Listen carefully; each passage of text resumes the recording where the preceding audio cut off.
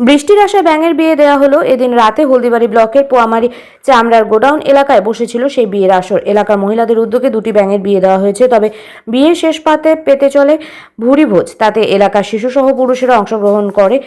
উদ্যোগদাতারা জানান, ব্যাঙের বিয়ে হলেই নাকি বৃষ্টি নামবে। সমগ্র রাজ্য জুড়ে এখন পর্যন্ত গরম বর্ষার সময় চলতে থাকলেও বৃষ্টির দেখা নেই। জমিতে ধান রোপণ করা সম্ভব হচ্ছে না। পাট পচানোর জন্য জলাশয় নেই, জল এতে সমস্যায় কৃষকরা দুই ব্যাঙের বিয়ে দিয়ে বৃষ্টি দেবতা খুশি হয়ে বৃষ্টি নামিয়ে নেবেন, সেই কারণেই ব্যাঙের বিয়ে দেওয়া হয়।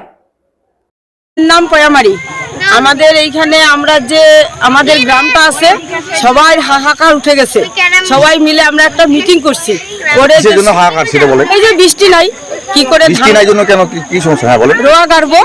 তারপরে আমরা সকলে মিলে একটা মিটিং করি।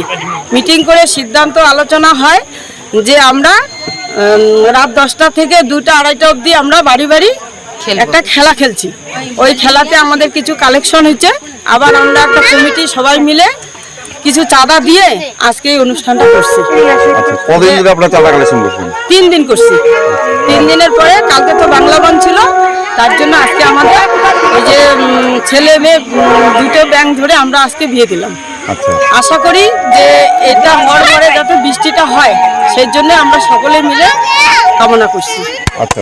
এরপরে আমাদের সকলে যারা যারা পরিশ্রম করেছি সবাইকে আমরা একটু করে খিচুড়ি প্রসাদ খাওয়াবো। বিয়ের যা নিয়ম কানুন শুরু হয়েছে নাকি হলো? হ্যাঁ, বিয়ে পুরোহিত ছিল নাকি?